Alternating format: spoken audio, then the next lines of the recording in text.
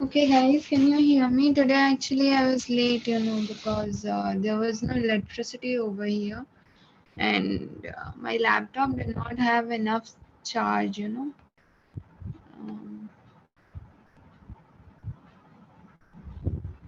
okay, no issues. You can send what like error you are getting, the screenshot in the unofficial group, and to me as well. If I have time, I'll sort it out.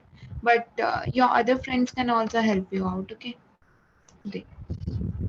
So first of all, yeah, there was no electricity because they just announced that there will be a power cut of 2 or 3 hours. So that is the reason I had to extend it. No issues. Today we will be starting off with normal basic introduction to React and how to set up your React. And from tomorrow we'll start off with our project. Okay. So let me just share my screen. Okay. So over here, first of all, let me give an introduction to React. So getting started with React. Okay. So what is a React? A lot of people, say that AngularJS, Vue.js, React.js, all are same. Yeah, all are same, obviously used for, user interface and front end things. But the thing is that React is a library and Angular and Vue are basically frameworks, right? And what is a library and framework? Like, what is the difference between a library and a framework? Can you tell me? I had told you what is the difference between a library and a framework.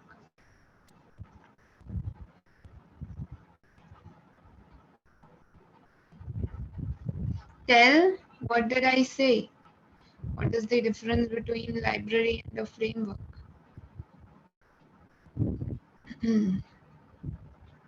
Anyone?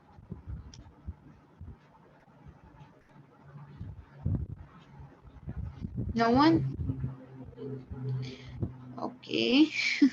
I had told you that basically, in if you take an example of a kitchen, then whatever you require for cooking a dish, even the utensils, even the ingredients, apart from that, also a lot of things are available inside your entire kitchen.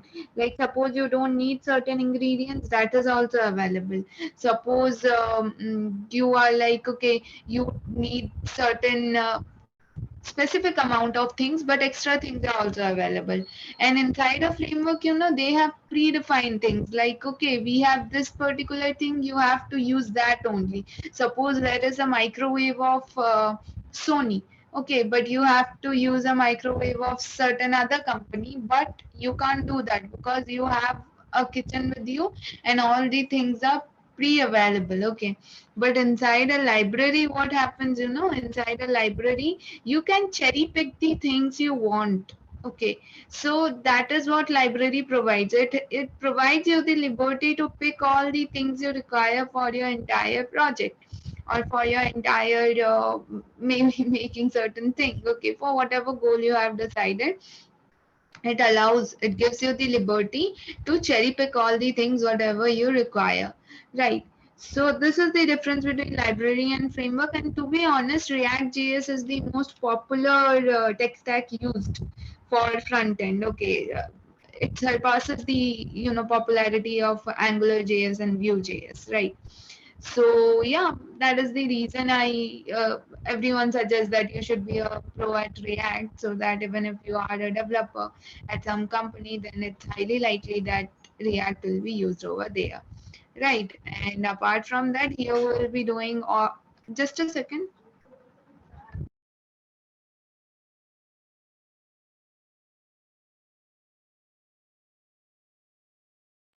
Yeah, I'm just fixing that.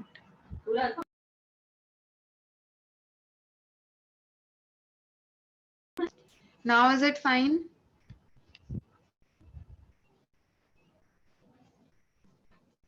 Is it fine now? Yeah. Okay. Yeah.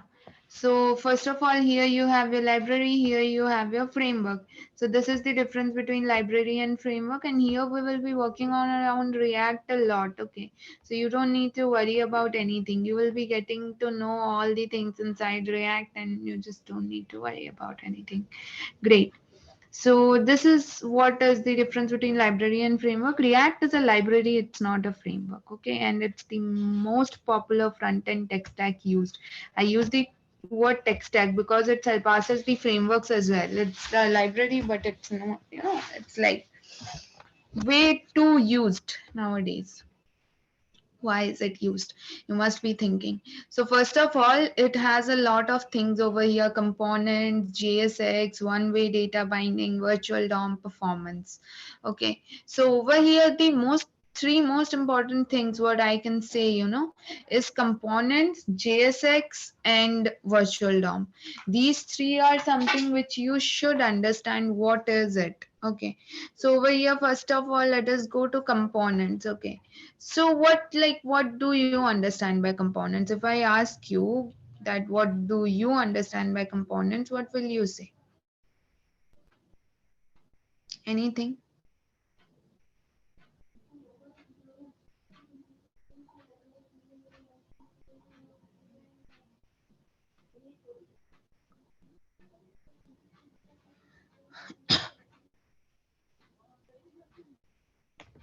No, see, not really, but components are basically individual pieces of your entire user interface. Okay, so over here you can see that there are a lot of components. You have a whole nav bar over here. There is a small little bar over here. Then you have a side panel. Then over here you have a panel. Here you have certain elements. Here you have the big element. So you can see that there are elements which are repeated and used. There are elements which are unique and not repeated. Okay, so all of them constitute of a element or a component. This entire thing is a component. Inside it, all the elements, they are also components, but they are not separate components, right? You will understand when you code in React. You'll understand that like unlike HTML, they are not separate components. There is just one component made for home, and it is basically rendering the other things as well. It's like dynamically rendering things. Okay, so there are a lot of components. This is also an individual component, and this component has been used a lot of times for everything with a different name and different icon. Okay, over here also you can see that you have cards, right? And when you just hover on these cards, you are given certain different like thumbnail and here like slides. Okay, so do you think that here, suppose you have 10,000 cards over here, 10,000 slides over here, do you think that there would be 10,000 different components made for each one of them? No, there is just one component made for each one of them, but the data over here is rendered, okay, differently for all the different components. That is the backend part. Data stored in the database is fetched, and one component is built, and that is rendered based on a particular CSS. Okay, so here also the same thing is happening. Here also the same thing. So what is happening, you can do it in the other way around also, but that's not a smart way, right? Here wherever you see that, I'm just telling you the workflow. Here wherever you see that there are some repetitive styling, okay, then why not put it into one component and use that component instead? Like, it will make your code lighter, it will increase the performance, it will increase the readability, and it's obviously smart enough, right? This is what, yeah, dividing sections, not really, but the individual pieces inside your entire user interface. Okay, those are components, right? Those are components. So over here you can see that they have also highlighted in this particular like kind of, you can say, graphic. Yeah, inside this they have highlighted certain sections, you can see. So these are components, and the small little icons over here you can see, they are basically trying to let you imagine what components look like. Here you have components. Let us go to Netflix. Okay, let us go to Netflix. Okay, let us go to Netflix browse. Okay. Yeah. So over here you can see that inside Netflix, you can see there are a lot of components available. Do you think that for all the different movies they have different components made, like one component for this, one component for this, one component for this? No, there is just one component, and that component is rendered. okay, that particular component is rendered everywhere. Okay, and like that particular component is rendered and data is basically put into that dynamically. Yeah, same thing applies for this as well. This entire component, okay, let us forget about the child components. Shit, I was like let us forget about the child components. Let us just focus on the parent component. Here you have a parent component. Here you have a parent component. Do you think that these parent components over here are rendered separately? No. There is a particular, code written for this entire component, and that is rendered, repeatedly with different kind of title and different set of child components. Right. So this is how things are done over here. Yeah. Yeah, exactly. Like you have, buttons inside Bootstrap. Like, do not confuse Bootstrap with this, but I'm just giving an example. You have buttons for Bootstrap, right? So what you do, you just use one button tag and you change things over there, right? Button component, now suppose you have built one particular component. Okay, you have, suppose you have built a particular component. Uh, yeah, so suppose this is your component. Okay, this is your component. You have written certain code over here. Okay, suppose this is certain code written by you. So what will happen, every time you do not need to create that component again and again and put data inside it. You can just go to your database, loop inside your entire database and put in the components you want to put. Now just get a vibe of it. We'll be doing all the things separately. Okay, so do not worry about anything, right? This is what is the importance of components. Okay, this is what is the, and that is the reason why React is so popular and React is useful, because it just decreases your load, right? It makes things easier. Okay, yeah. Then after that you have your JavaScript XML. What is JavaScript XML? Let us go and look at a certain React code. Okay, so sample React.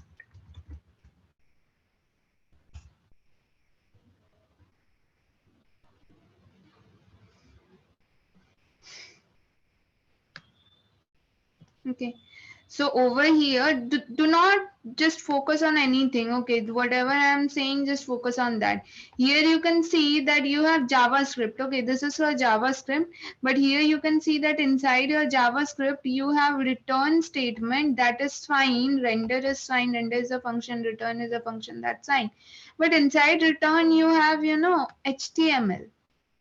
That is something which is weird, right? Because we do not have HTML inside JavaScript. Like we used it in DOM manipulation, but that was with, just a second, template literal, right?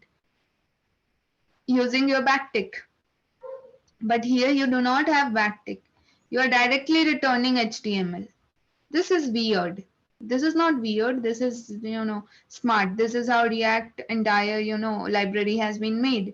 Here you can directly return your HTML code snippet inside a component. So this is your component. Just get an overview of it. We'll be working around with components a lot. Suppose you have created a component and this is your HTML code for it. You have returned your component inside HTML. You can use a lot of JavaScript as well.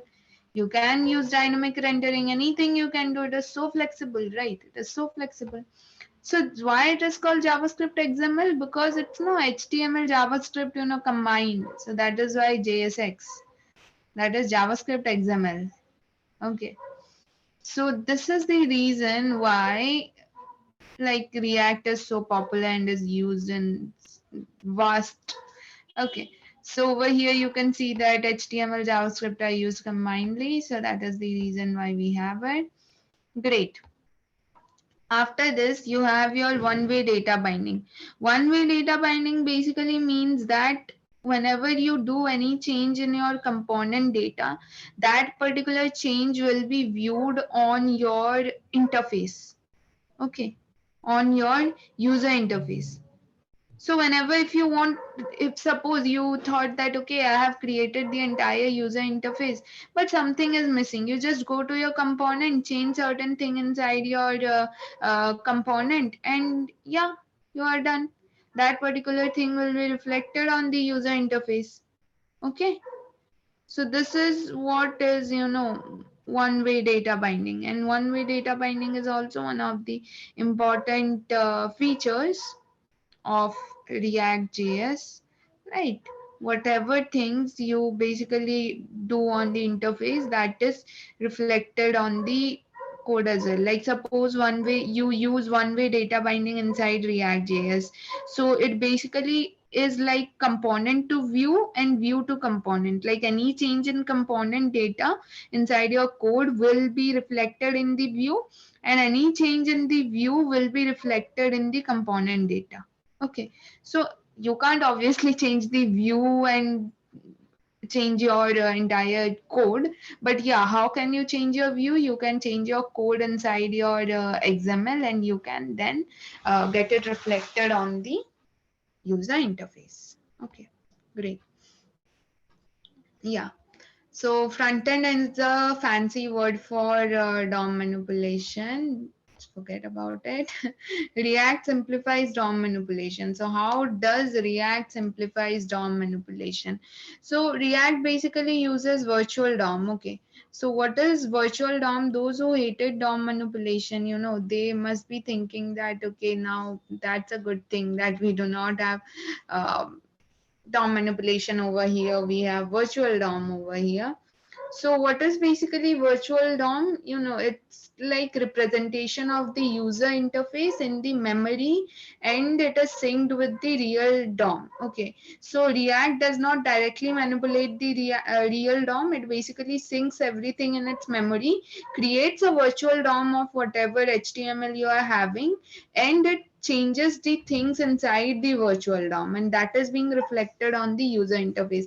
That is very good, and that is very lightweight. And suppose you have anything which is not working around, or you have created a terrible mistake, then it's not affecting the real DOM. You can go change your component, and everything will be back to original. Okay, because the change was created in the virtual DOM and not in the real DOM. And why is this very important? Because it's lightweight. Okay, virtual DOM is very lightweight, and that is like declarative way of React JS, and this is how Vue.js also works.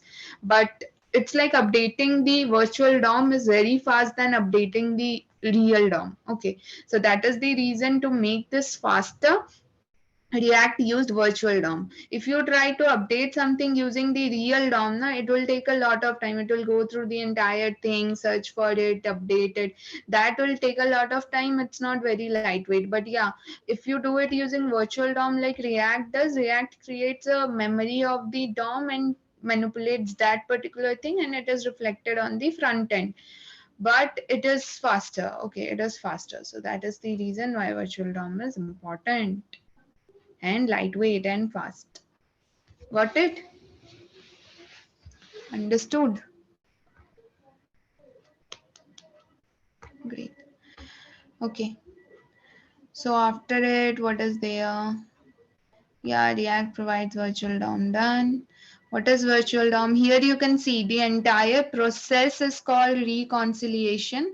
That is the algorithm React uses to find the difference between one tree with another to determine which part has been changed. This is simple thing is that it just creates a virtual DOM, and it just compares it with the real DOM, and it just sees that which part of the virtual DOM tree has been updated, taking in view the real DOM, and it just reflects that change on the user interface. Okay, it may be bit long to explain or hard to explain, but yeah, this process is faster than real DOM manipulation. Okay, and this process is called reconciliation. Okay, and this is how React works. Yeah, virtual DOM, I just completed, gave an entire lecture on virtual DOM. Virtual DOM is virtual DOM, the tree. You have your real DOM. Whenever you try to manipulate your real DOM, it will take a lot of time. But if you try to manipulate the virtual DOM, then it will take less time. What does React do? React creates a virtual DOM in its own memory and then manipulates that virtual DOM and reflects it on the user interface whenever you are changing a component. And that is lightweight, faster. So that is the reason React uses virtual DOM. Got it?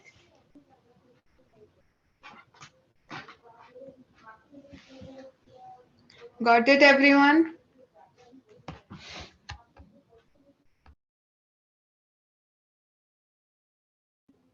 Okay, great, great. Yeah, so this is done. Okay, then React overview is done. Did you understand, everyone?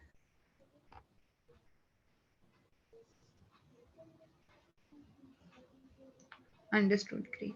Nowadays, a lot of applications are built using React, and using React only we will be using, Tailwind CSS. So basically, nowadays, React is the most popular framework used over here, and it is open source, free to use. So let us just set up React. Okay, so let us go over here.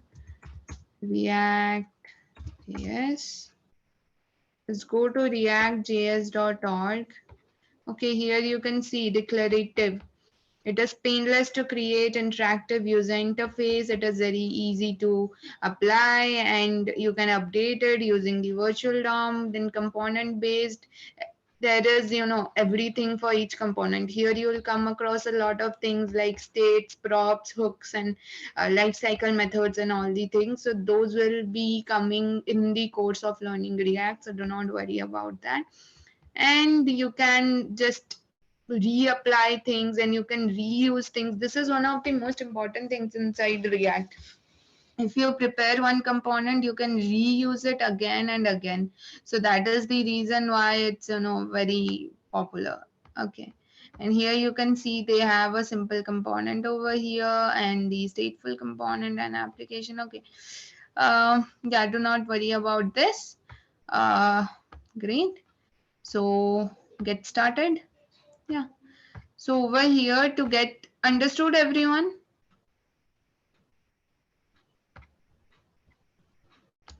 Understood. Okay. Okay. I need to actually ask that. Can I send the PPTs right now, or how do I send the PPT? But right now, do you want the like the entire kind of definition of the reconciliation? If you want, then I can provide you, or you can, like right now, I have to ask them that whether I can provide you the PPT or not. Hmm. Okay. So if you want, I can just slide in the slides and you can take 5 minutes to note down whatever, because it's very short thing. Okay, it will take max 5 minutes to note down things if you are noting them down. So yeah, I'm just sliding in over here. So I'll just take 30 seconds for each slide. So everything will be over. So you can just note down things if you want.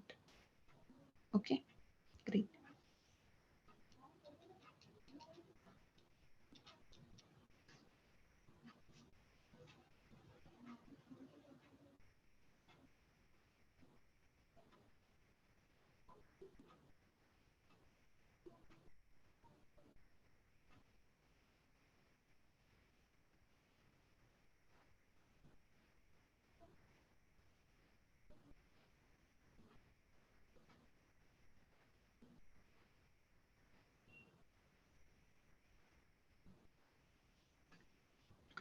Okay, and then after that, this is the library. You can't draw this obviously. I'm just copying this and pasting it out over here. Oh, I thought things will get pasted. So these are the features of React. And then after this component, this is fine. JSX XML syntax is converted into JavaScript. Okay. After this, one-way data binding and all done. Okay. So this is done. This is done. React provides virtual DOM. All the note points I'm just sending you on chat. Oh, you like? Okay. Take a screenshot then. Okay, I'm just starting from the beginning. Take a screenshot. I'll just wait for 10 seconds. Done. Take a screenshot.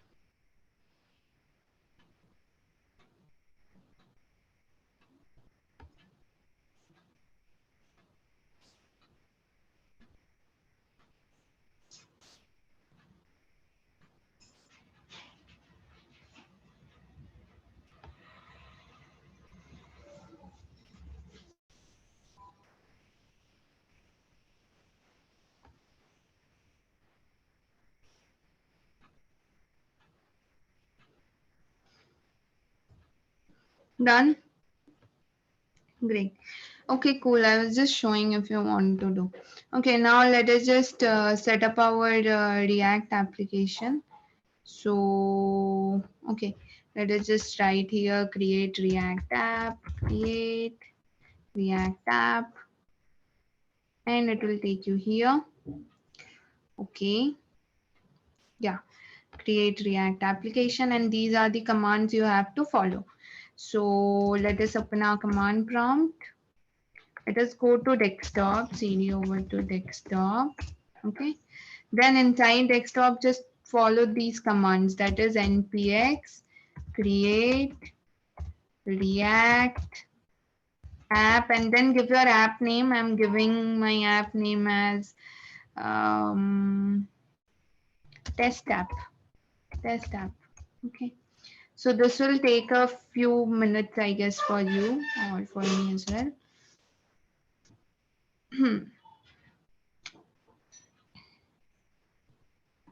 So this will take like, I guess, 1 or 2 minutes.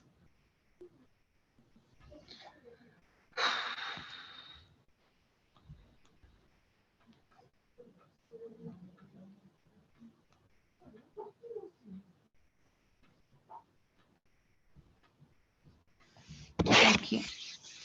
So it will take few minutes, not few minutes, but 1 or 2 minutes max. Let us just wait.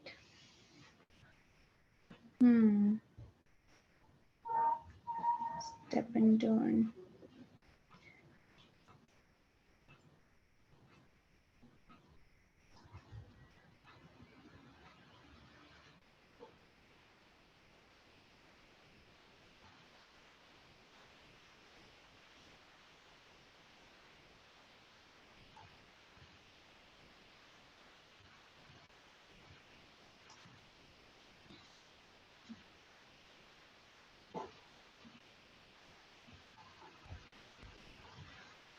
See, it's taking time.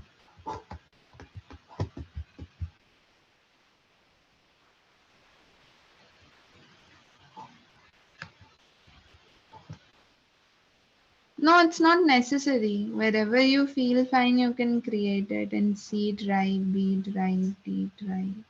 There's no B drive, but C drive, D drive, E drive.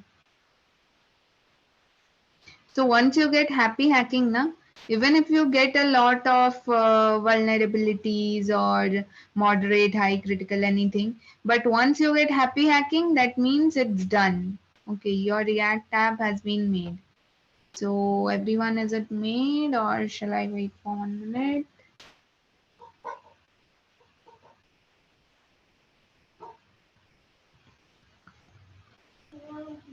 Is it done for all or shall I wait for 1 2 minutes?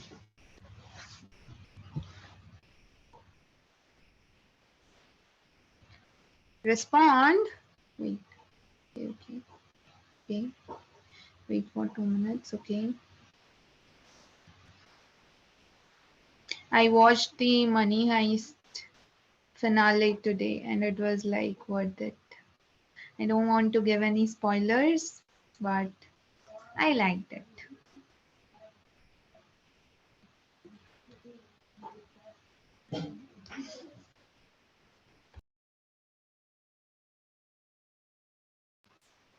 Okay, you just downloaded. I have a Netflix account. That's of one of my friends. Okay.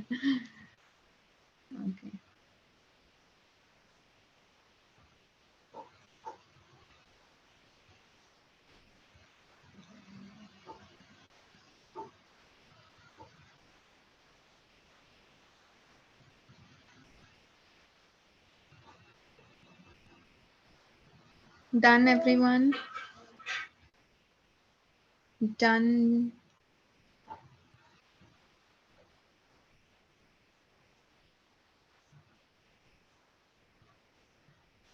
I'm giving you just 1 minute. Do it fast.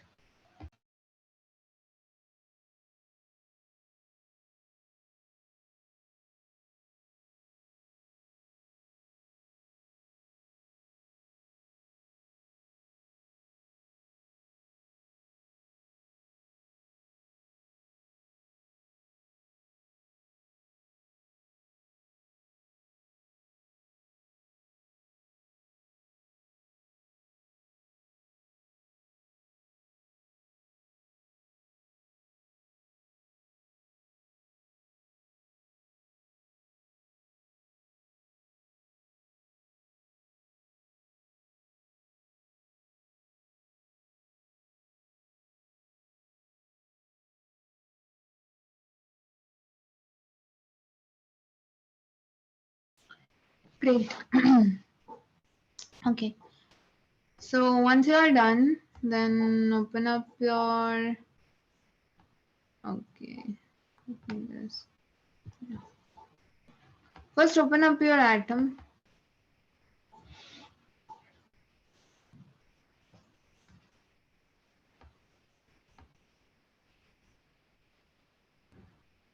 Your assignment is pending. I hope you'll do it.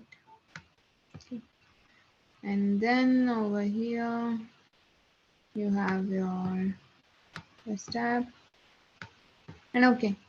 So after this, let us just run our React application. So how to basically run it, you have to follow the last command. That is, first you have to cd over to that particular app. So cd over to, what was my name? Test app. Okay, then after that, npm start. npm start. Okay. So after you start it, you'll see some things like it will just start the development server and it will open. Okay. So my default browser is Internet Explorer. So it's opening in Internet Explorer. Okay. I'll just switch to Chrome, no issues. So here is a React. Let me just open localhost 3000. Okay, it's always available on localhost 3000. You can go and change your port. Okay, so there is no hard and fast rule that it will only be available on 3000. If you change the port, it will be available on like any localhost. Great. By default, it is available on 3000. Okay. So you can see that it is like the default files have been made and it's like happening. But after this, if you go inside your Atom, you can see that there are a whole lot of things inside your test app. Okay. There is a git ignored file where a lot of things are ignored. Here is a src folder. Here is a public folder and a lot of things are there.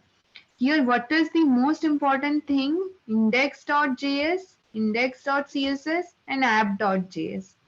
These three files are the most important files where you will be working around. Okay, these three files are the most important. Okay, over here you can see that there is app.js, there is index.js, and then there is your index.css. Here all the stylings and all will be there. Here inside app.js you will have your components defined, like how your component and everything will be. Inside index.js you are basically putting in all the things together. Okay, inside index.js is like the parent or the uh, guardian file, okay, the angel file, because here only all the things are imported and everything is done.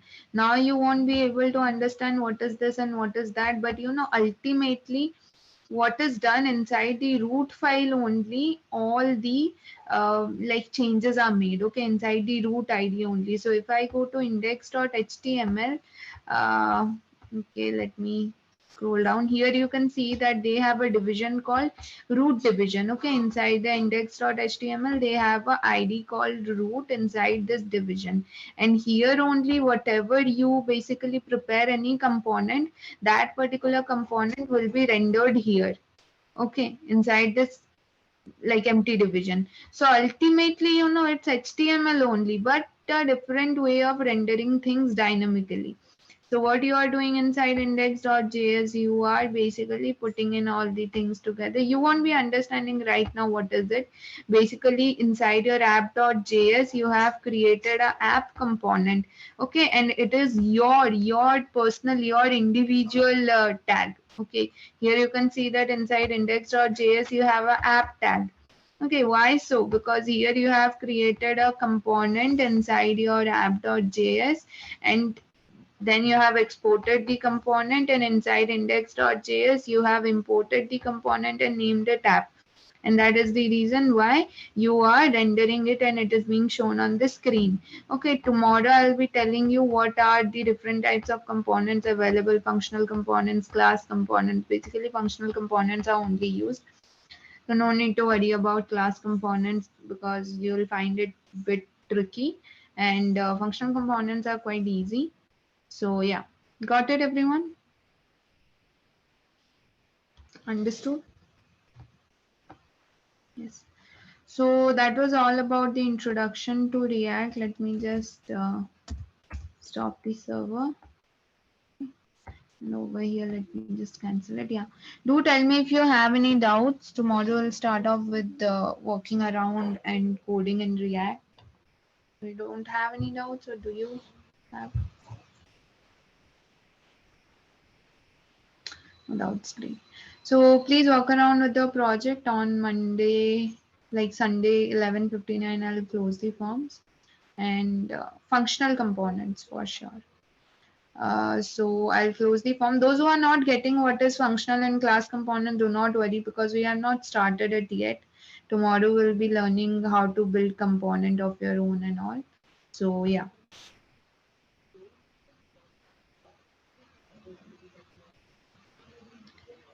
Includes, why this include function cannot be used in,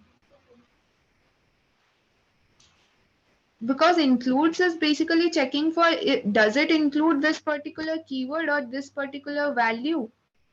Okay, can it's a simple thing. Does it include this particular value that is present over here? You can't put a condition inside it. You can't put a condition inside it. Okay. It's basically you put a value and you say that does your entire database or your array includes this particular value or not. If it includes, then fine. If it does not include, then okay. You can't put a condition over there.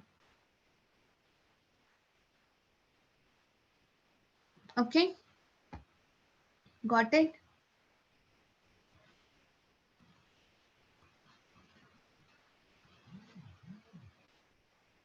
the rest other APIs whatsoever have not been converted into Mongoose needs to be converted, because you have APIs, half APIs, half not 80% of the APIs have been converted into the methods of Mongoose. 20% are remaining. So those 20% you need to convert them into Mongoose methods. And using Mongoose, you have to implement the logic of the API. Got it?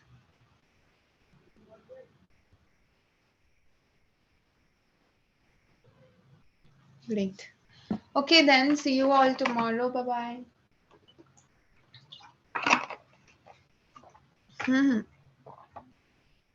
CMD is gone. I'm just sending you this particular command.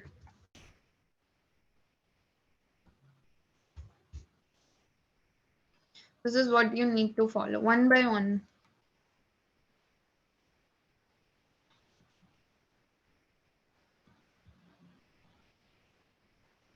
Okay, got it, everyone?